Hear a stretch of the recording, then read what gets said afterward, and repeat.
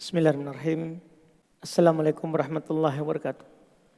Innal hamdalillah nahmaduhu wa nasta'inuhu wa nastaghfiruh wa na'udzu billahi min syururi anfusina wa min sayyiati a'malina. May yahdihillahu fala mudhillalah wa may yudlil fala hadiyalah. Asyhadu an la ilaha illallah wahdahu la syarikalah wa asyhadu anna Muhammadan abduhu wa rasuluh sallallahu alaihi wa ala alihi wa ashabihi wa man tabi'ahum bi ihsan ila yaumiddin, amma ba'd.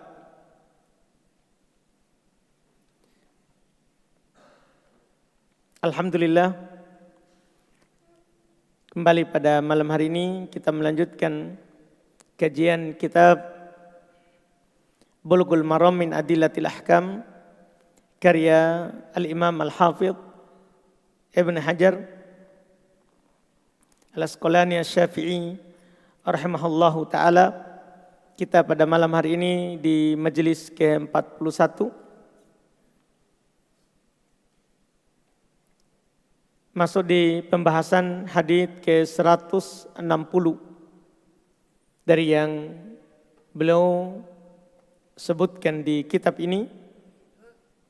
Masih di pembahasan Kitabus Shalah di bab waktu-waktu salat. Kata Al-Imam Al-Hafidh Ibn Hajar rahimahullah, wa an Rafi' ibn Khadij radhiyallahu ta'ala anhu qala Rasulullah sallallahu alaihi wa alihi wasallam asbihu bis-subhi fa innahu a'dhamu li ujurikum. Rawahul khamsatu wa sahahu Tirmidzi wa Ibnu Hibban.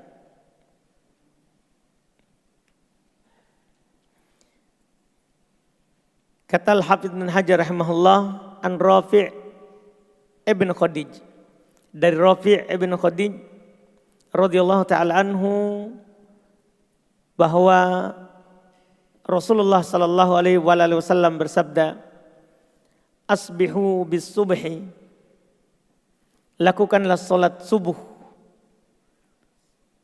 pada waktu subuh, yaitu waktu sudah benar-benar subuh. Fa innahu a'dhamu li ujurikum, karena sungguh ia lebih besar pahalanya bagimu. Hadits ini riwayat Imam 5 dan hadits sahih menurut At-Tirmidzi dan Ibnu Hibban. Sumber hadits ini diriwayatkan oleh Imam 5, tadi maksudnya Imam Ahmad di Musnad Imam Ahmad jilid 3 465, Abu Dawud di nomor 424, An-Nasa'i jilid 1 272, At-Tirmidzi 254 serta Ibnu Majah 672. Derajat hadits sahih. Hadits ini hadits yang sahih terkait dengan waktu pelaksanaan salat subuh. Faedah hadits fikih dari hadits ini, dianjurkan salat subuh ketika masuk waktu. Karena lafaz hadits tadi adalah asbihu. Ia bermakna ad-dukhul fis sabah. Sudah masuk waktu subuh. Sudah masuk dalam waktu subuh. Iya. Dan tentunya masih gelap dan diperpanjang bacaannya hingga terang. Ini sudah kita singgung di pertemuan pekan sebelumnya. Nabi membaca 60 hingga 100 ayat.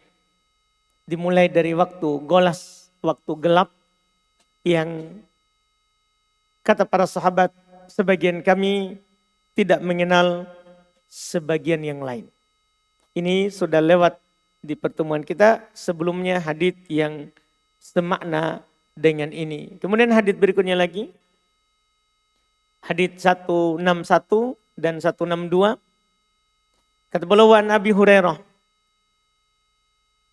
radhiyallahu taala anhu anna Rasulullah sallallahu alaihi wa ala alihi wasallam qala man adraka minas subhi rak'atan qabla an tatlu asy-syamsi faqad adraka as-subha wa man adraka rak'atan minal 'ashr qabla an taghruba asy-syams faqad adraka al-'ashr muttafaqun alaih. Wa li Muslim an Aisyah nahwahu wa qala sajadatan badal rak'atan. Tsumma qala was sajdatu innama hiya rak'ah. Masih terkait dengan waktu sholat, ya, bagi orang yang mendapati sholat sebelum keluar waktu. Kata beliau dari Abu Hurairah radhiyallahu taala anhu, beliau berkata bahwa Rasulullah sallallahu alaihi wa alihi wasallam bersabda, barang siapa yang telah mengerjakan satu rakaat sholat subuh sebelum matahari terbit, maka ia telah mendapatkan sholat subuh. Ada orang misalnya terlambat bangun, atau ada udzur, misalnya baru suci dari haid kalau perempuan, atau baru suci dari nifas. Ya. Kemudian dia bisa melaksanakan sholat subuh satu rakaat sebelum terbit matahari, maka dia telah dianggap mendapatkan sholat subuh. Dan barang siapa yang telah mengerjakan satu rakaat sholat asar sebelum matahari terbenam, maka ia telah mendapatkan sholat asar. Kata beliau muttafaqun alaih. Wali Muslim, dan dalam riwayat Imam Muslim dari Aisyah radhiyallahu taala anha, hadits serupa dengannya, beliau bersabda sekali sujud. Bahkan di hadits Aisyah sekali sujud sebagai pengganti daripada satu rakaat. Ya, sujud. Kemudian beliau, yaitu Imam Muslim, berkata sekali sujud itu adalah satu rakaat. Maksudnya beliau kompromikan. Yang diinginkan satu sujud adalah satu rakaat. Karena kadang digunakan satu sujud untuk satu rakaat. Hadits ini sumbernya adalah hadits Abu Hurairah. Karena dua tadi, ada Abu Hurairah, ada Aisyah. Hadits Abu Hurairah diriwayatkan oleh Imam Al-Bukhari di nomor 579 dan Imam Muslim nomor 608. Dan hadits Aisyah diriwayatkan oleh Imam Muslim nomor 609. Derajat hadits sahih. Fikihnya, ini bagi orang yang telat dalam melaksanakan sholat. Itu siapa yang mendapatkan satu rakaat sholat asar sebelum matahari terbenam, maka itu dianggap telah mendapati sholat asar. Dia sempurnakan sholatnya dan sah. Jadi walaupun sudah terbenam matahari di rakaat kedua, ketiga, keempat, itu sah sholat. Dia lanjut. Itu faedah besar dari hadits ini. Iya. Dan siapa saja yang mendapatkan satu rakaat sholat subuh sebelum matahari terbit, maka dia telah mendapati sholat subuh. Dia sempurnakan sholatnya dan sah. Misal dia sholat subuh sebelum matahari terbit. Di rakaat pertama, ketika dia naik rakaat kedua, matahari sudah terbit. Sudah di atas permukaan laut. Maka lanjut saja sholatnya. Karena dia sudah mendapatkan satu rakaat dari sholat itu. Ini sholatnya ashabul a'dar. Sholatnya orang-orang yang memiliki udzur. Seperti tadi yang saya sebutkan. Haid, baru suci, atau nifas. Atau yang disebutkan oleh para ulama, orang yang ketiduran. Orang yang ketiduran. Kalau kita bertanya apa hikmahnya kita tahu dapat atau tidak. Hikmahnya adalah terkait dengan dianggap dia adaan atau kodoan. Dia menunaikan sholat subuh atau mengkodok sholat subuh. Itu nanti hikmahnya. Kalau dianggap dapat berarti dia dianggap menunaikan sholat pada waktunya. Kalau dianggap tidak dapat maka dikatakan kodok. Ini nanti berpengaruh dengan niat. Karena kalau di waktu namanya menunaikan sholat. Kalau di luar waktu maka mengkodok sholat. Maka namanya mengkodok sholat. Kemudian fikih kedua, batasan dapat 1 rakaat dalam hadis adalah 1 rakaat sempurna. Iya, 1 rakaat yang sempurna. Itu yang kita pahami dari riwayat yang pertama. Adapun riwayat yang kedua tadi dikatakan 1 sujud. Maka riwayat Imam Muslim itu dibawa ke riwayat Bukhari Muslim. Dibawa ke riwayat Bukhari Muslim. Seperti yang dikatakan oleh Imam Muslim. Yang diinginkan dengan 1 sujud adalah 1 rakaat. Iya, yang diinginkan dengan 1 sujud adalah 1 rakaat. Itu yang dikomentari oleh Imam Muslim. Dan itulah kenapa Al-Hafidh Ibn Hajar Al-Asqalani Asy-Syafi'i membawakan ucapan dari hadits Imam Syafi'i. Kemudian belum membawakan ucapan dari Imam Muslim. Yang diinginkan dengan 1 sujud adalah 1 rakaat. Adalah 1 rakaat. Ini yang diinginkan. Iya, yang mendapati 1 rakaat sempurna. Yang mendapati 1 rakaat penuh dari solat subuh atau solat asar sebelum matahari terbit atau sebelum matahari terbenam. Atau sebelum matahari terbenam. Kemudian hadits berikutnya. Kata beliau di hadits 163. Wan Abi Sa'id Al-Khudri radhiyallahu ta'ala anhu qala sami'tu Rasulullah sallallahu alaihi wasallam yaqul la salata ba'da subhi hatta tatlu asy-syams wa la salata ba'da al-'asr hatta taghib asy-syams muttafaqun alaih. Ini hadits yang beliau akan bawakan sama kita mulai dari hadits ini adalah waktu terlarang untuk salat. Selesai tentang waktu-waktu salat yang orang melaksanakan salat di situ. Sekarang beliau akan menjelaskan waktu terlarang. Kata beliau rahimahullah dari Abu Sa'id Al-Khudri radhiyallahu ta'ala anhu, beliau berkata, sami'tu Rasulullah sallallahu alaihi wasallam bersabda, saya mendengar Rasulullah sallallahu alaihi wasallam bersabda, tidak ada salat yaitu sunat, salat sunat setelah salat subuh hingga matahari terbit, dan tidak ada salat setelah salat asar hingga matahari terbenam. Muttafaqun alaih. Riwayat Bukhari Muslim. Walafdu Muslim dan lafaz Imam Muslim la salata ba'da salatil fajr. Tidak ada salat setelah salat fajar. Walahu an Uqbah ibn Amir 3 sa'atin kana Rasulullah sallallahu alaihi wasallam yanhana an nusalliya fihinna wa an naqbura fihinna mautana hina tatlu'u syamsi bazighatan hatta tartafi'a wa hina yakumu qa'imud dhahirati hatta tazula syamsu wa hina tatadayyafu syamsu lil ghurube wal hukmu tsani inda Syafi'i min hadithi Abi Hurairah bisanadin dha'ifin wa zada illa yaumal jumu'ah wa kadzali Abi Daud an Abi Qatadah nahwuhu.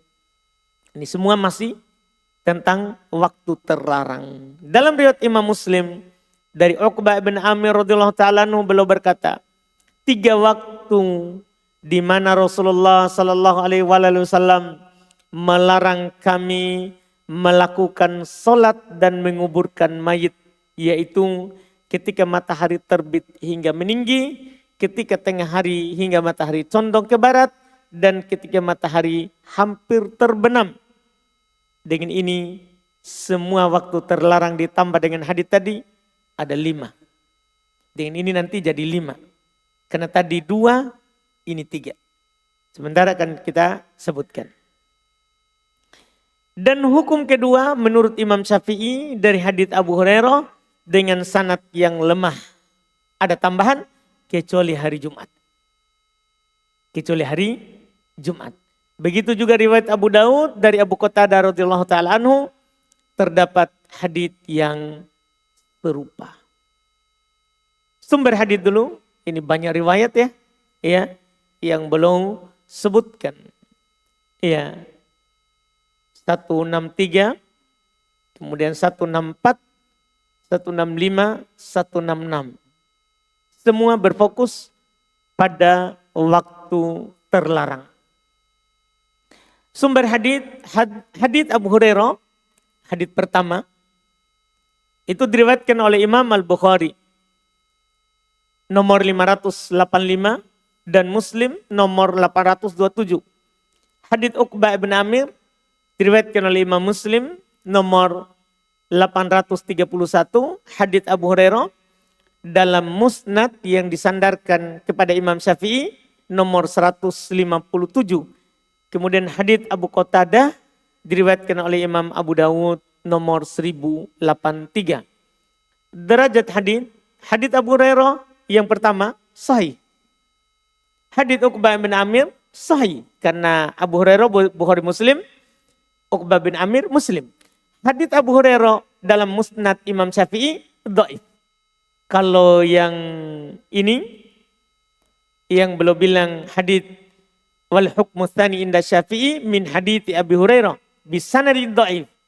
Al-Hafidz Ibnu Hajar bilang dengan sanad yang dhaif, ada tambahan kecuali hari Jumat. Ada tambahan kecuali hari Jumat.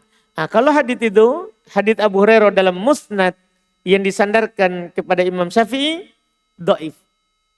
Karena dalam sanadnya terdapat rawi yang bernama Ibrahim ibn Abu Yahya dan Ishaq ibn Abu Farwah. Keduanya matruk, ditinggalkan haditsnya. Bisa dikatakan palsu atau dhaif jiddan. Ya, lemah sekali. Tidak bisa didukung dan tidak bisa mendukung. Hadits Abu Qatadah juga, hadits yang terakhir.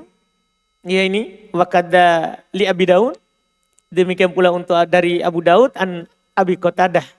Dari Abu Qatadah semisal dengannya. Jadi hadits Abu Qatadah dhaif.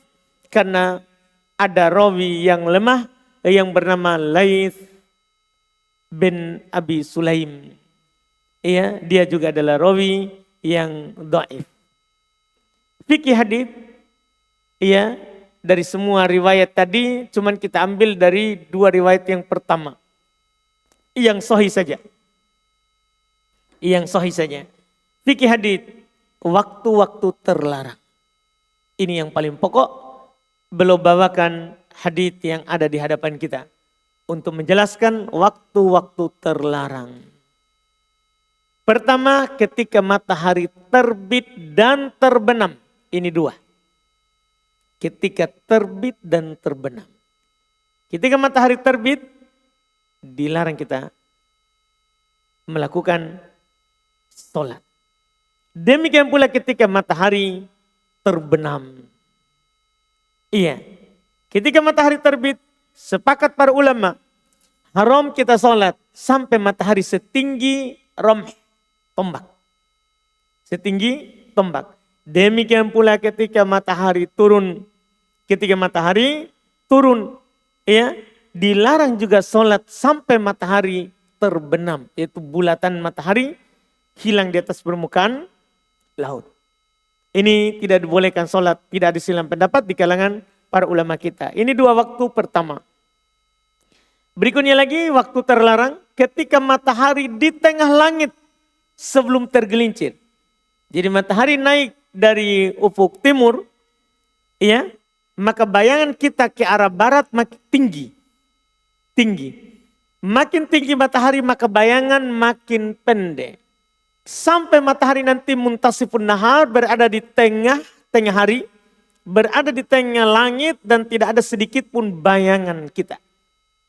Tidak ada sedikit pun dari bayangan kita atau bayangan benda. Tidak ada ke timur, tidak ada ke barat. Tidak ada ke timur, tidak ada ke barat. Itu namanya tengah hari.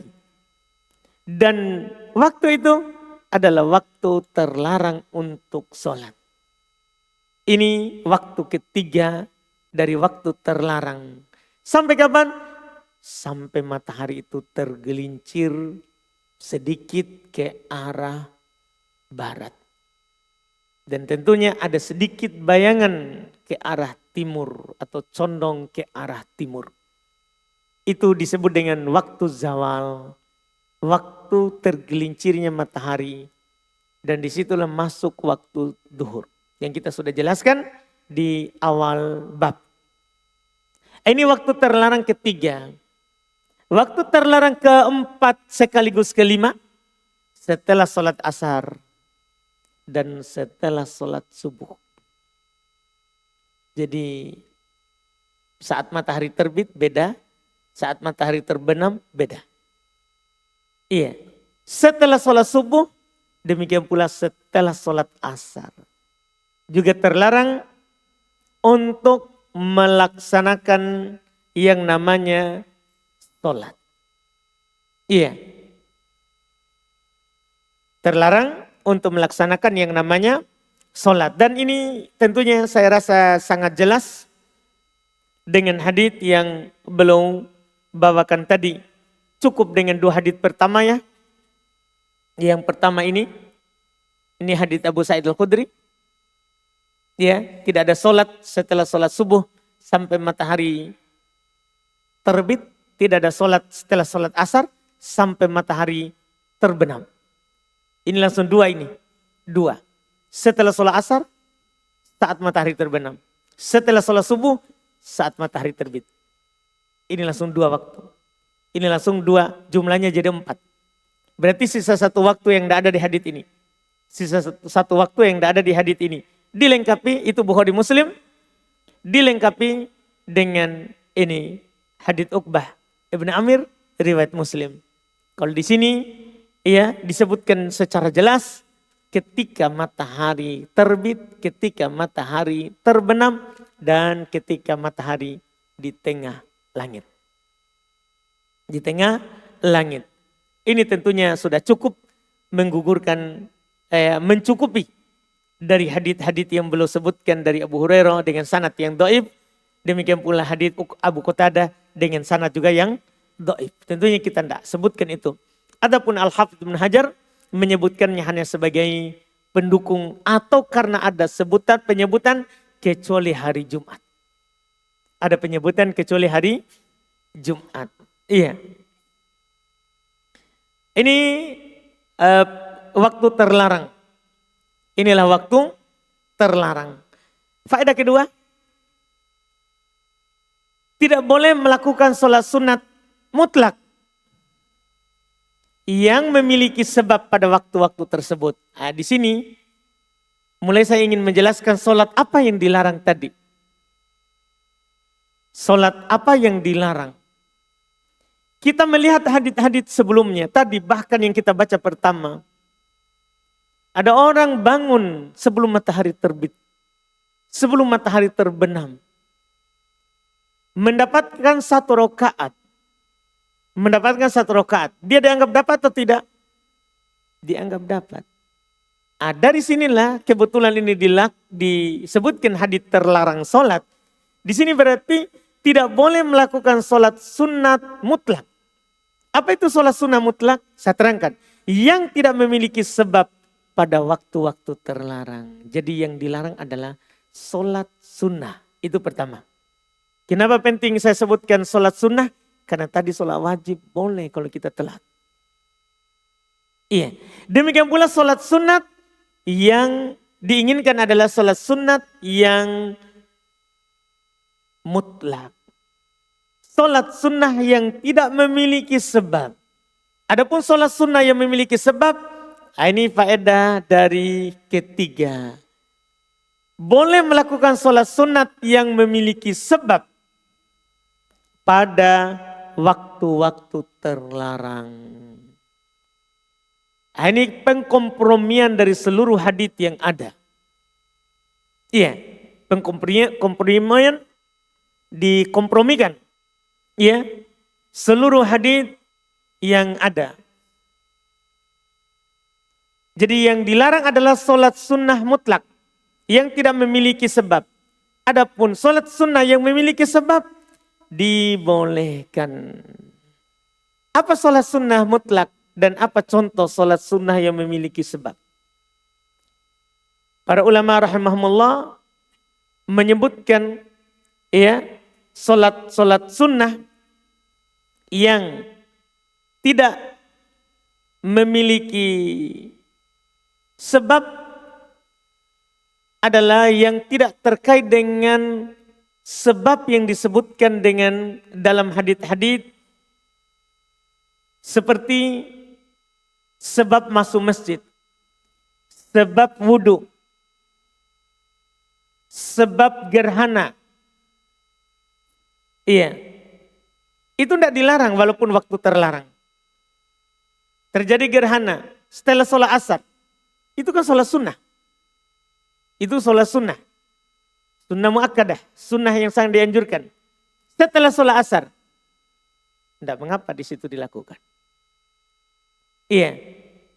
Demikian pula contoh sholat yang memiliki sebab, sholat tahiyat masjid, sholat wudhu. Ini adalah sholat-sholat yang memiliki sebab yang disebutkan dalam hadits. Sholat sunnah mutlak adalah sholat-sholat yang tidak memiliki sebab. Sholat-sholat sunnah yang tidak memiliki sebab. Contohnya apa? Siapa yang ngomong? Contohnya apa? Sholat sunnah sebelum sholat Jumat. Itu namanya sunnah mutlak.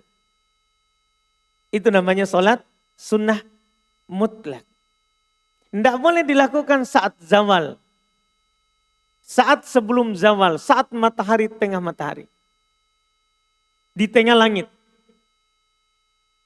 Tapi ada hadits tadi kecuali Jumat. Itulah fungsinya itu hadits dibawakan. Kecuali Jumat. Dibolehkan walaupun matahari di tengah langit. Cuman haditsnya dhaif. Dengan dhaifnya hadits itu, maka tidak boleh kita saat matahari di tengah langit walaupun Jumat. Tidak boleh kita lakukan sholat sunnah mutlak. Kecuali sholat sunnah yang memiliki sebab. Kita masuk masjid. Dipahamkan? Kita masuk masjid. Kita wudhu. Habis wudhu. Tahiyat masjid. Itu namanya ada sebabnya. Itu namanya ada sebabnya. Kapan waktu zawal? Para ulama melakukan penelitian. Iya. Waktu matahari di tengah langit. Jaraknya dengan zawal kurang lebih kata mereka ketika mereka sudah pantau itu waktu 6 menit sebelum adzan duhur. Itu waktunya itu. Sedikit sekali. Iya, 6 menit dari adzan duhur itulah waktu matahari di tengah. Dan di situ tidak boleh kita melakukan sholat sunnah mutlak. Nah ini apa fungsinya ini kita tahu ketika kita masuk masjid di hari Jumat. Ketika kita masuk masjid di hari Jumat. Ketika sisa 6 menit lagi sebelum adzan Jumat. Sebelum adzan Jumat. Itu tidak boleh kita sholat sunnah mutlak. Sholat sunnah sebelum Jumat. Adapun kalau kita mau sholat tahiyat masjid. Sholat sunnah wudhu. Boleh. Dibolehkan di waktu itu. Dibolehkan di waktu itu. Ini fungsinya kita mengetahui mana sholat sunnah. Ya, memilih yang memiliki sebab. Dan mana yang disebut dengan sholat sunnah mutlak. Sholat sunnah mutlak. Iya. Kemudian berikutnya lagi. Iya. Boleh melakukan sholat sunnah sebelum tergelincir. Boleh melakukan sholat sunnah sebelum tergelincirnya matahari. Gimana ini? Iya.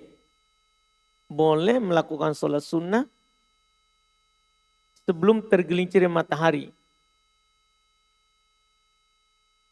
Ini kurang sedikit ya. Ini tadi tentang Jumat tapi luput tertulis. Ini kan akan berulang faedahnya jadinya. Di sini boleh melakukan sholat sunat sebelum tergelincirnya matahari pada hari Jumat. Pada hari Jumat. Ini kurang sedikit. Iya.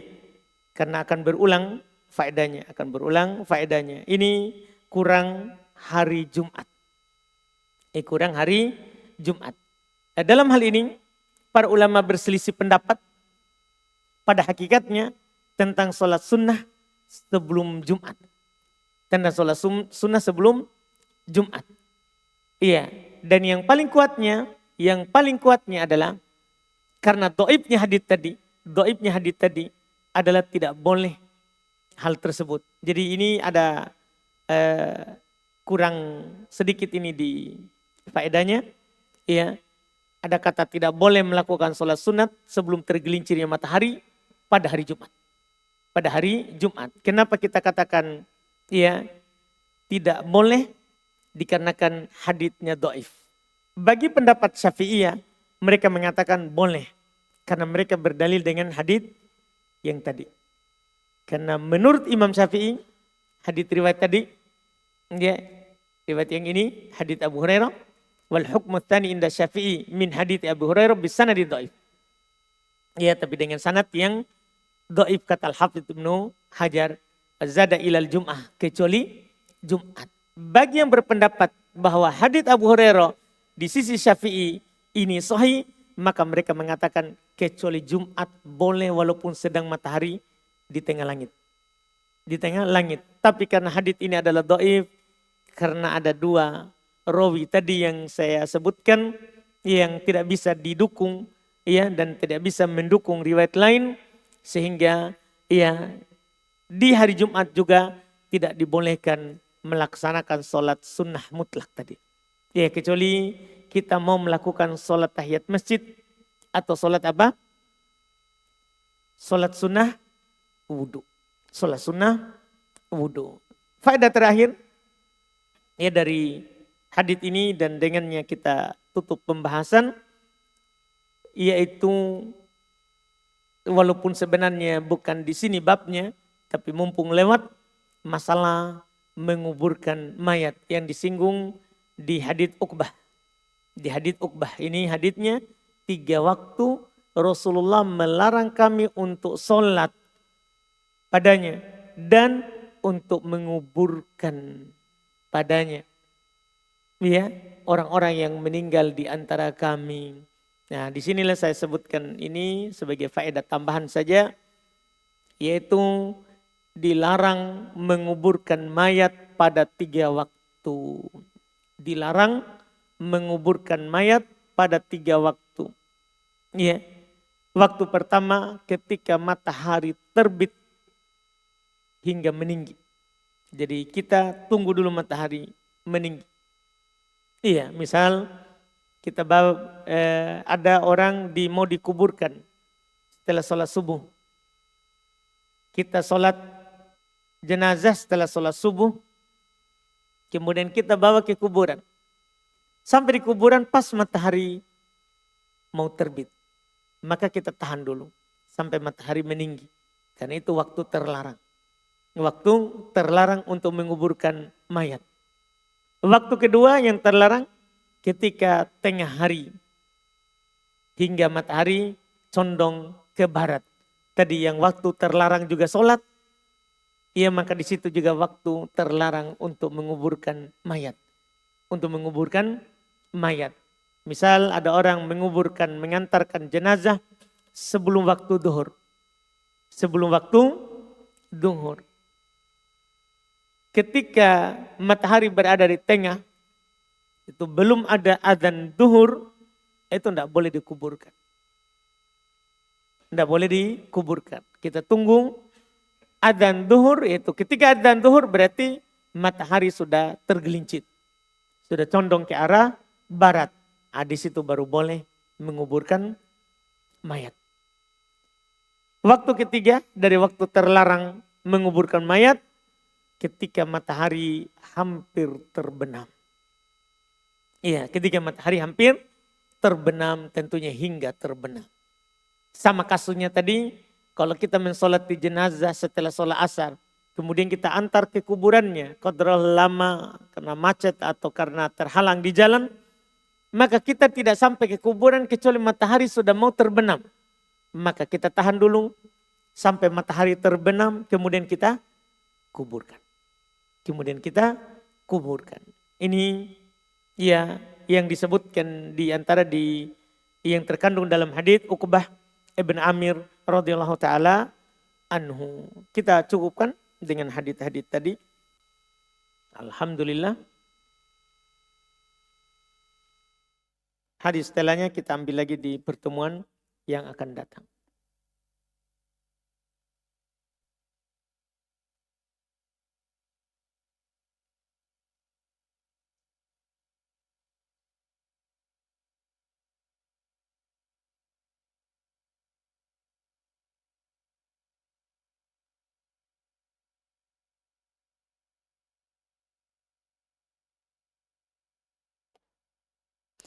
Kita lihat sini pertanyaan yang masuk. Fadhal.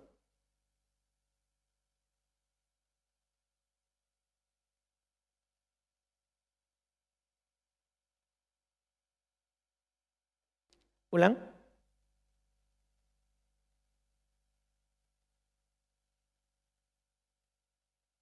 Salat subuh.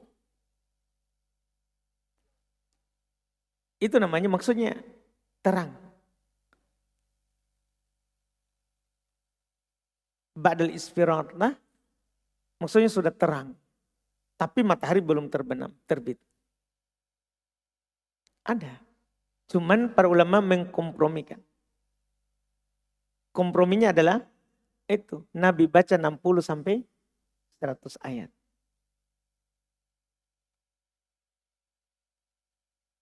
Ada. Karena kan dari para ulama fikih, ya, ada yang berpendapat hanya mengambil satu hadis. Iya. Iya, terang, tapi belum matahari terbit. Nah, yang paling bagusnya adalah karena mereka menggugurkan hadis yang lain. Yang paling bagusnya adalah yang mengkompromikannya. Adalah mengkompromikan hadis tersebut. Yaitu ya Nabi SAW melakukan ya sholat ya subuh dengan ya bacaan yang panjang, dengan bacaan yang panjang sehingga sampai terang. Itu yang saya sebutkan sebelumnya, itu adalah ya kompromi dari hadits-hadits yang ada. Itu adalah kompromi dari hadits-hadits yang ada. Sini ada pertanyaan, bismillah, apa Ustaz, apakah ada dalil yang menyebutkan keutamaan negeri Yaman? Orangnya hadits terkenal terkait dengan keutamaan penduduk Yaman. Penduduk Yaman. Di banyak sisi, banyak tempat Nabi memuji penduduk Yaman. Iya. Di antaranya hadits riwayat Imam Al-Bukhari dan Imam Muslim, ketika datang orang-orang Yaman di Madinah, kata Nabi SAW, atakum ahlul Yaman, atakum ahlul Yaman, hum araqu afidatan wa alyanu quluban, al-imanu Yaman wal hikmatu Yamaniyah. Datang kepada kalian penduduk Yaman, mereka adalah orang yang paling lembut hatinya. Ya, orang paling lembut hatinya. Bahkan kalau antum hidup di Yaman, mereka adalah orang paling cepat menerima nasihat. Cukup antum pegang jenggot sedikit, mereka langsung tahu, tidak boleh itu lakukan. Ya, karena orang Yaman kalau pegang jenggot berarti aib. Itu tidak boleh dilakukan. Ya. Atau kalau kita sebutkan hadits, langsung dia bilang, maksudnya saya letakkan di atas kepalaku itu. Yang dia diam. Iya, dia menerima. Atau kita bilang bertakwalah kepada Allah. Dia. Iya, mereka kata Nabi yang paling lembut hatinya. Al-imanu Yaman, iman itu Yaman, wal hikmatu Yamaniyah. Hikmah itu adalah Yaman, adalah Yaman. Dan di sebagian riwayat, dalam riwayat Imam Muslim, wal fikhu Yaman. Fikih itu adalah Yaman. Fikih itu adalah Yaman. Iya, alhamdulillah dengan ini kita melihat bahwa dari zaman sahabat hingga sekarang ini, negeri Yaman tidak pernah putus dari yang namanya hikmah dan fikih. Dia tidak pernah putus dari yang namanya hikmah dan fikih.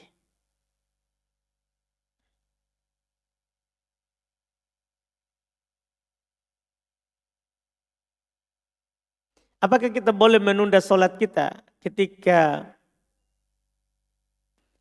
mengikuti kajian online sampai selesai kajian ba'da maghrib? Kita siapa dulu? Kalau kita laki-laki, tidak boleh kita tunda karena laki-laki wajib berjamaah di masjid. Berdasarkan pendapat yang kuat. Tapi kalau kita akhwat, perempuan, maka boleh dia tunda. Bahkan sampai sepertiga malam pertama atau sampai tengah malam, boleh dia tunda. Dan itu lebih utama. Dan itu lebih utama bagi perempuan.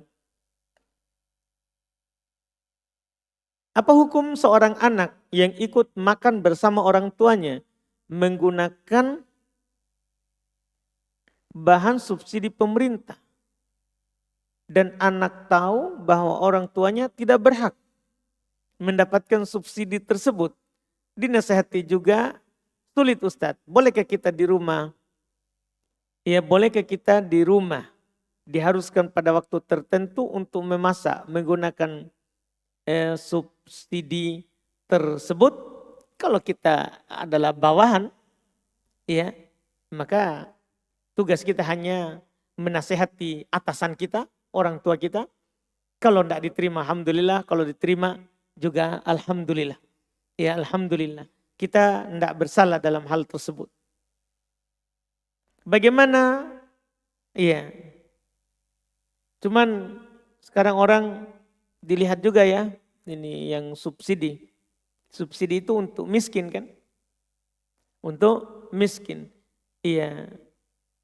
Kita harus paham definisi miskin itu.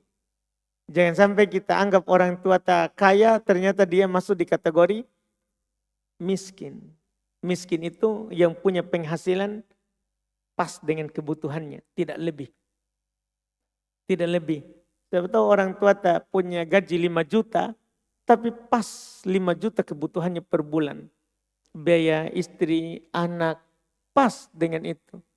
Iya, listrik dan lain-lainnya. Siapa tahu pas 5 juta. Dia tidak bisa menabung.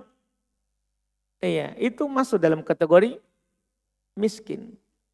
Masuk dalam kategori miskin.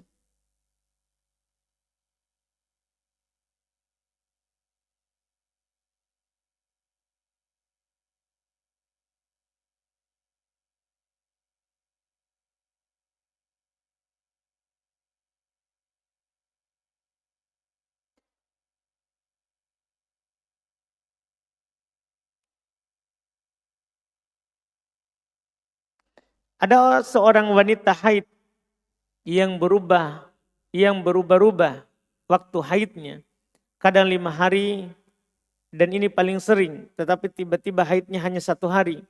Maka berapa lama menunggu mandi pada haid yang 1 hari ini Ustadz?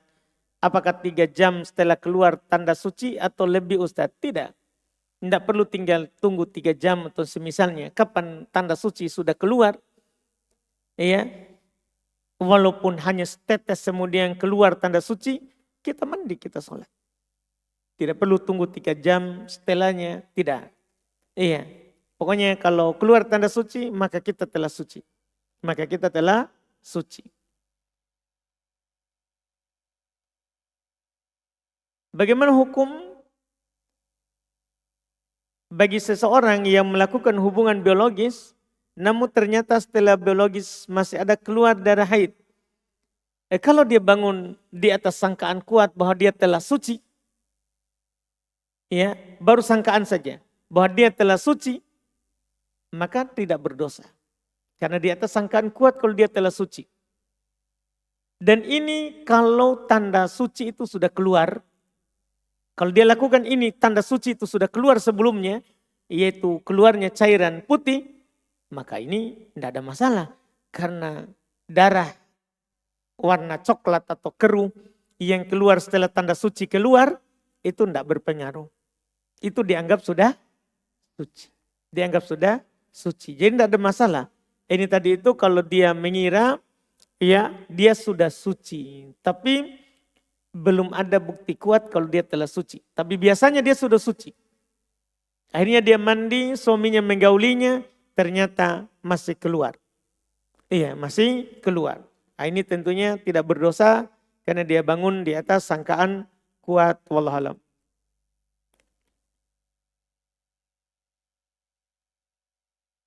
Apa Ustaz, apakah ketika kita bangun jam 7 qadarullah karena begadang merawat anak tetap bisa sholat subuh? Tetap.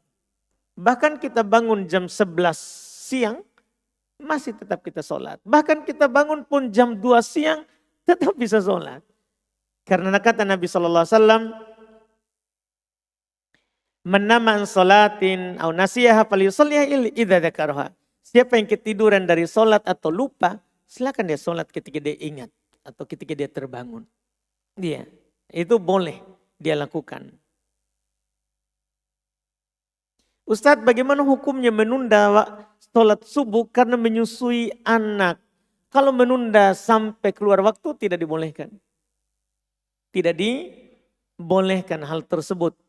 Ya, boleh dia sholat dalam keadaan menggendong anaknya. Tidak apa-apa.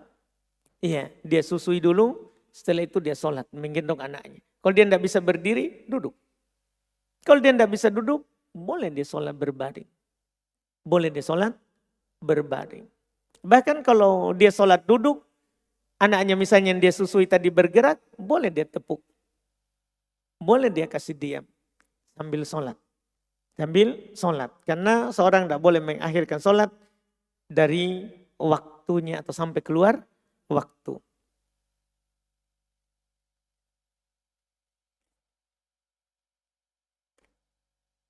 Bagaimana hukum sholat tahiyat masjid ketika menjelang maghrib? Sudah kita sebutkan tadi. Sholat tahiyat masjid adalah sholat yang memiliki sebab.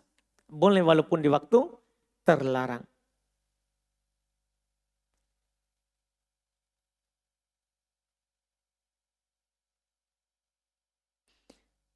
Apakah ada hukumnya jika kita meninggalkan kajian sebelum kajian itu selesai?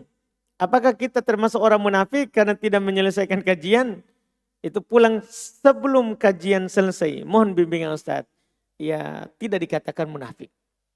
Cuman kita tidak dapat keutamaan. Ya kita tidak dapat keutamaan. Karena orang yang mengikuti kajian sampai selesai. Kemudian kita bangkit. Maka Nabi SAW bersabda, kata malaikat, kumu makfurun lakum. Bangkitlah, berdirilah dalam keadaan diampuni dosa-dosa kalian. Kita tidak dapat keutamaan itu. Iya, kita tidak dapat keutamaan itu. Yang salah adalah kita berpaling dari ilmu. Itu lagi. Kalau tadi itu kita cuma berdiri, mungkin ada hajat atau apa. Iya, maka kita tidak dapat keutamaan. Yang tadi. Adapun berpaling karena tidak mau kajian, ya ini tentunya beda hukumnya. Beda lagi hukumnya. Allah akan berpaling darinya. Kita adzan dulu.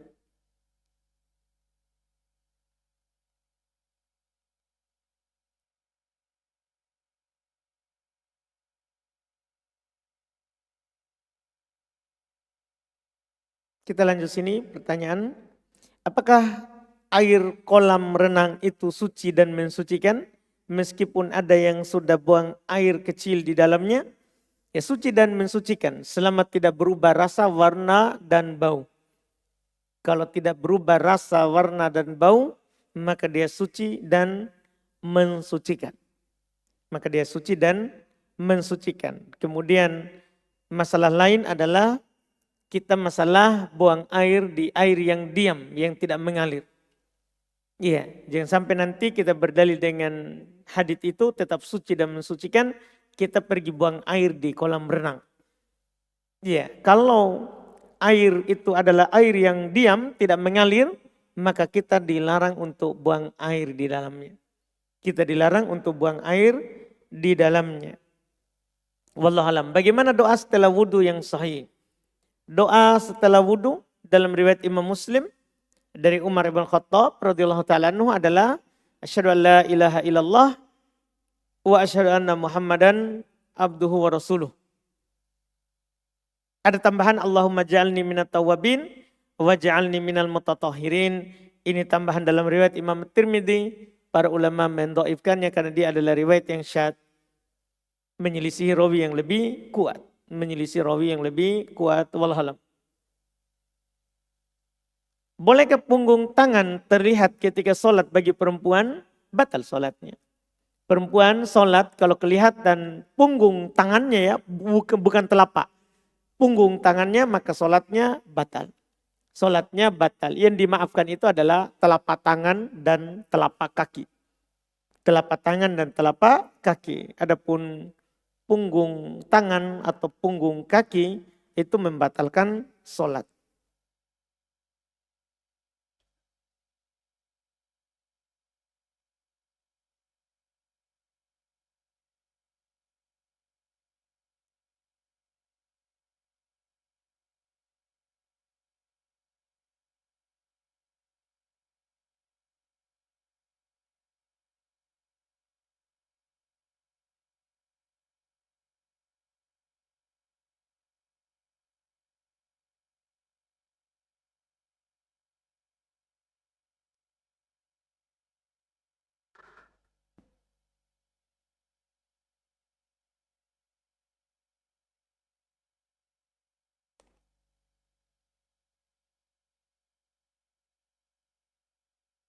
Saya sering ke Masjid JF dan menyimpan sajadah saya di masjid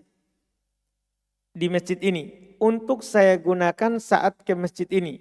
Tetapi beberapa kali saya melihat ada orang yang menggunakan sajadah saya.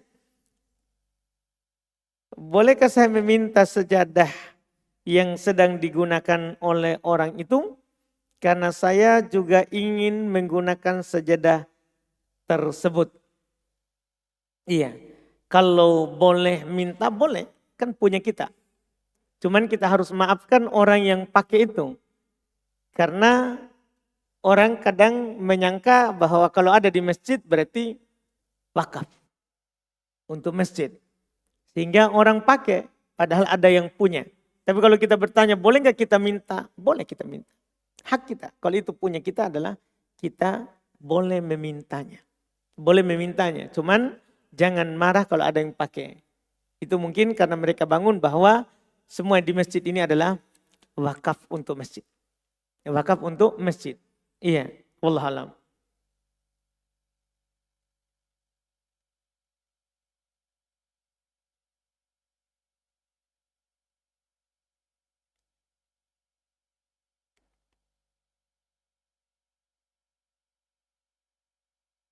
Saya mau bertanya.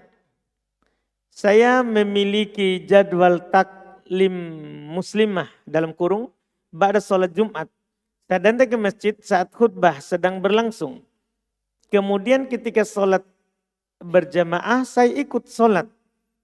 Dan setelah 2 rakaat selesai, saya menambah 2 rakaat lagi. Dengan pertimbangan saya tidak mengikuti khutbah dari awal. Saya bertanya pada teman dan dia berkata tergantung niatnya. Jika niatnya sholat Jumat, maka cukup 2 rakaat. Tapi jika niatnya sholat duhur, maka ditambah 2 rakaat. Mohon penjelasan Ustaz tentang masalah ini. Betul itu yang dikatakan oleh teman kita itu. Ya. Karena perempuan itu boleh ikut sholat berjamaah. Cuman tidak wajib. Kalau mereka ikut sholat berjamaah, sah sholatnya. Sah? Jamaah. Jumat. Saya ulangi, sholat Jumat itu wajib bagi laki-laki yang sudah balik, berakal dan mukim. Tidak wajib bagi perempuan untuk sholat Jumat. Tapi kalau perempuan sholat Jumat, sah. Sah sholatnya. Jadi kalau dia niat untuk ikut Jumat, sah sholatnya. Misalnya di JF ini, alhamdulillah jemaah laki-laki fokus di bawah, jemaah perempuan bisa di atas, sah kalau mereka datang sholat Jumat. Dibolehkan, cuman tidak wajib. Tidak wajib bagi mereka sholat Jumat. Tapi kalau mereka mau datang sholat Jumat karena tempat tersedia, sah. Ya, sholat Jumatnya. Tapi kalau dia sholat duhur, iya, kalau niat sholat duhur, tidak apa-apa. Cocok yang dibilang oleh teman kita, tinggal berdiri lagi menambah 2 rakaat.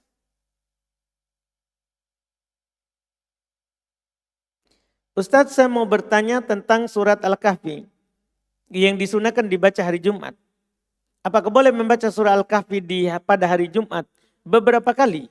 Misalnya malam hari 1 kali sampai khotam dan siang hari Jumat 2 kali sampai khotam. Tentunya dibolehkan.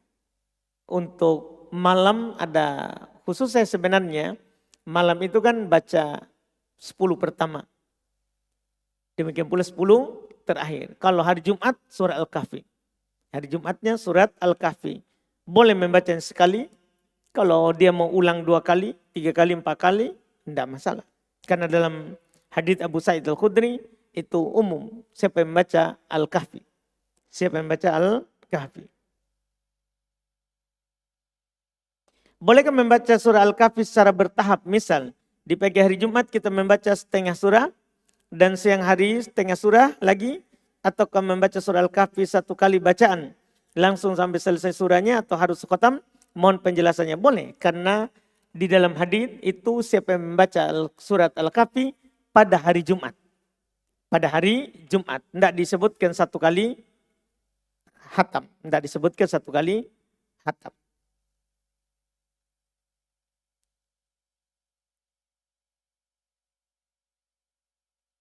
Manakah lebih utama sholat tahiyat masjid atau duduk mendengarkan kajian?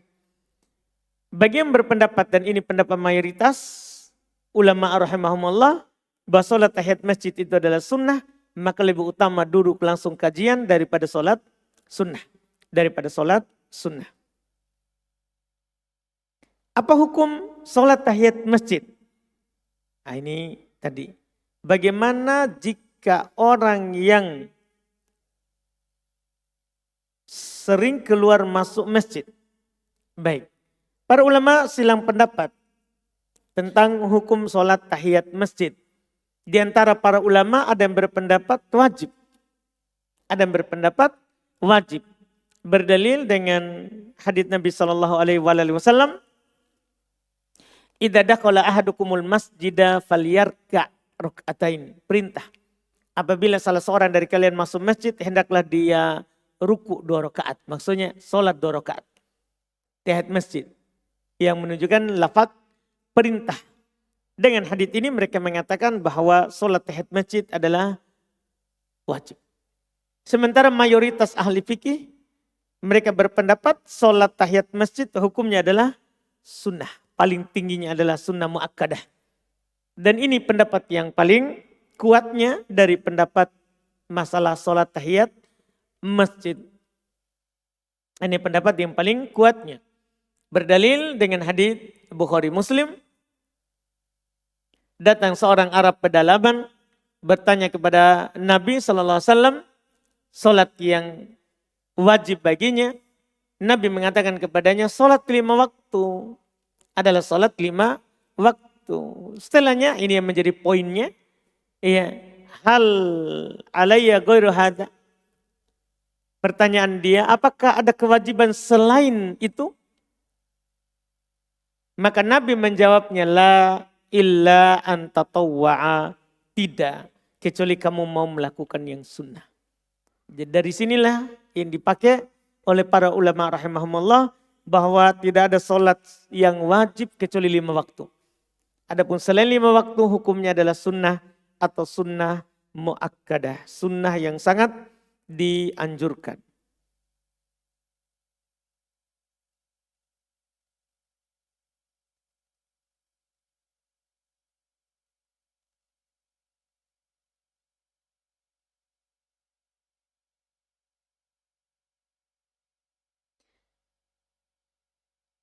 Afan Ustadz, waktu terlarang sholat adalah ketika matahari di tengah langit.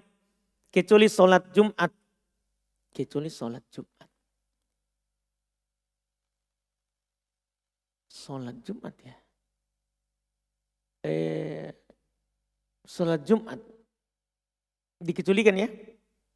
Baik. Kecuali sholat Jumat. Sholat sunnah mutlak. Yang dibolehkan waktu itu adalah sholat tahiyat masjid. Kecuali sholat Jumat. Nggak tahu. Tapi saya pernah membaca artikel bahwa boleh juga sholat sunnah mutlak bebas rakaat sebelum khotib naik mimbar. Apakah dibolehkan Ustaz? Wallahualam itu enggak. Saya enggak kurang terlalu mengerti ini. Hukum sholat duha menjelang sholat duhur. Hukum sholat duha menjelang sholat duhur. Kalau yang diinginkan oleh kita di sini adalah waktu matahari di tengah langit, enggak boleh. Tidak diperbolehkan karena di situ waktu terlarang. Adapun jauh sebelum sholat duhur, maka dibolehkan. Wallahualam.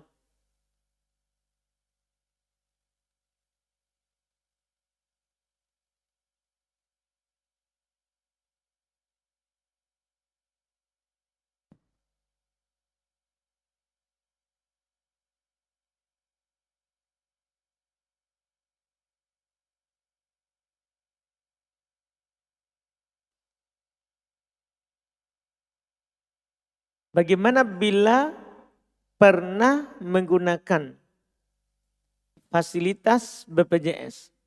Saya belum menemukan jawaban soal halal atau haramnya. Saya berniat mengembalikan dana atau jumlah manfaat yang saya terima agar tidak menjadi harta syubhat. Sebaiknya saya salurkan kemana dananya? Ini masalah BPJS kita wajar tidak dapatkan jawabannya. Karena kalau kita adalah ahli sunnah wal jamaah, tidak boleh membicarakan pemerintah di mimbar, di meja belajar, meja taklim. Kalau itu terkait dengan pemerintah. Kalau kita orang pergerakan, biar kita bahas air yang kita cela pemerintah. Iya, tersumbat pipa di rumah yang kita cela pemerintah. Itu kalau kita orang pergerakan dari Ikhwanul Muslimin, Hizbut Tahrir, dan semisalnya. Karena mereka memang mencari-cari kesalahan pemerintah.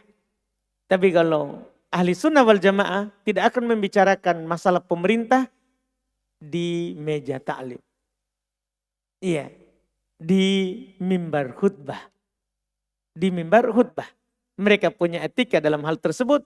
Kalau itu adalah aturan pemerintah dan memang salah, maka mereka akan pergi menasehatinya, mengambil tangannya dan mengatakan, Pak, salah itu kebijakan tak. Kalau tidak mampu dan tidak bisa sampai ke sana, mereka akan mendoakan kebaikan untuk pemerintah. Tidak akan turun ke jalan dan tidak akan menganjurkan untuk turun ke jalan. Iya. Nah, ini masalah BPJS terkait dengan aturan pemerintah. Tidak mungkin kita bicarakan di meja taklim. Tidak mungkin kita akan bicarakan di meja taklim.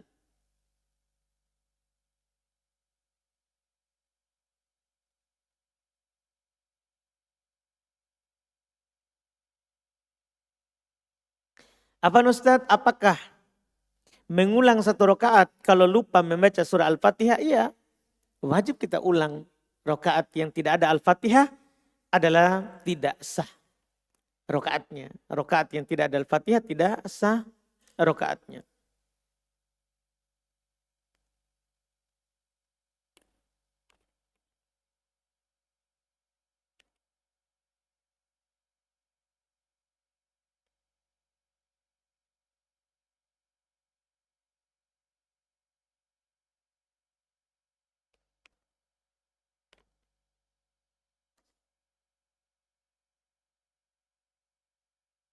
Masya Allah. Kita satu lagi nih. Apa hukumnya menikah dengan orang kafir? Wah, tidak ada lagi muslim. Iya. Tapi kalau kita berbicara hukum, boleh menikahi wanita ahli kitab. Boleh menikahi wanita ahli kitab. Tapi tidak boleh sebaliknya. Tidak boleh sebaliknya. Iya. Muslim boleh menikahi wanita ahli kitab.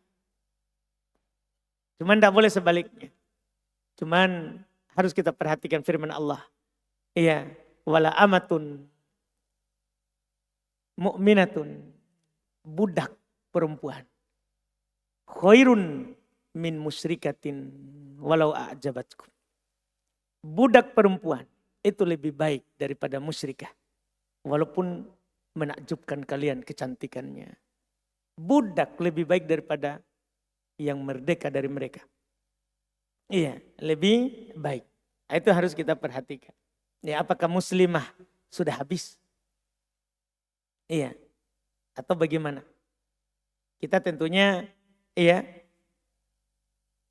harus memilih yang seagama. Fatwar bidatid yang muslimah saja. Yang muslimah ini jelas-jelas muslimah. Kata Nabi fatwar bidatid taribat yadak. Pilih yang punya agama. Kamu akan beruntung. Pilih yang punya agama, kamu akan beruntung. Itu muslimah.